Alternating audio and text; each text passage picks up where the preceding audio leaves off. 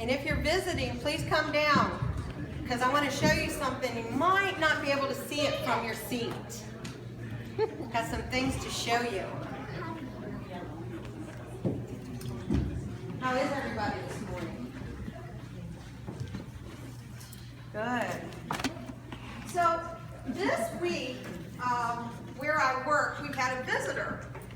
And she was doing something kind of special with the kids at camp.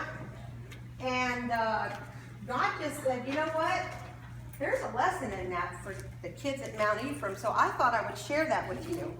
She brought this to camp. Ew. Ew? Do you know what it is? Don't know what it is? It's modeling clay.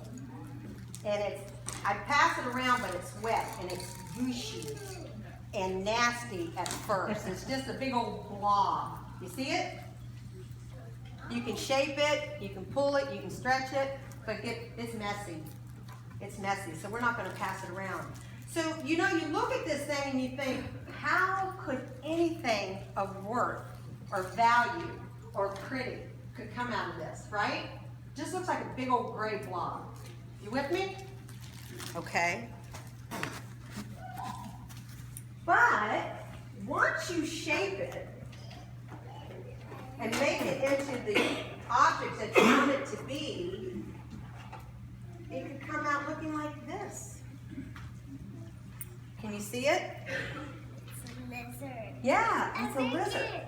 So that blob of gray goo used to look like this. But guess what? It's not done. It's the arms are not there. Yeah, but it's kind of fragile. God's not finished with it yet. So it's very fragile. We have to be careful with it, okay? But as that clay gets put into what's called a kiln, it gets fired so that it becomes even stronger. And then it comes out looking like this. It's not gray and yucky anymore, is it? No. Now, before I go any further, let me back up a little bit.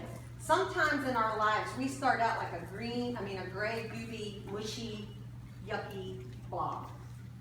But with God, and if we allow Him to shape us and start molding us into what He would have us be, like this, we get stronger and stronger the more we allow Him to be the one to shape us and mold us, okay? But guess what has to happen for us to look like this and be stronger? It's not as easy to break the feet or the tail or the head off of this. It has to go through a kiln. Does anybody know what a kiln does? Basically bakes it and just hardens it. And hard, yes. It gets extremely hot in there, like a fire. But what that fire does, it does dry it out, but it also sucks out all the impurities that were in that original gray blob. And that's what God does. Sometimes we go through trials and bad things happen to us, and it's kind of like a fire. We don't like it, it's hot, it's not comfortable. But when we get through that fire, with God's help, we become stronger, okay? And then, if we keep focusing on our God and allowing Him to let us go through that fire, which is trials, and allow Him to work on us, and we keep studying His Word, we can come out looking like this. It's shiny. It's hard, it's beautiful. It almost looks like a real lizard now, doesn't it? It's hard to believe that this started from this. Isn't it? But you know that that's what God in your life does? Every day you allow Him to mold you and shape you and send you through some trials, which are like fire, so that you can come out a beautiful piece of art that He has already predestined for your life. Does that make sense to you guys? So if we start like this, how do we get to this? Nobody? Yes, ma'am. through fire. What is fire? What are some ways of fire for us now? God working in our life. And then if we want to get pretty and shiny and just be the work of art He wants us to be, what do we need to do?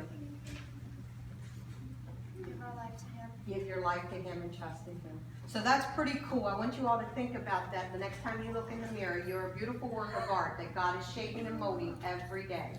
Okay? Thank you guys very much.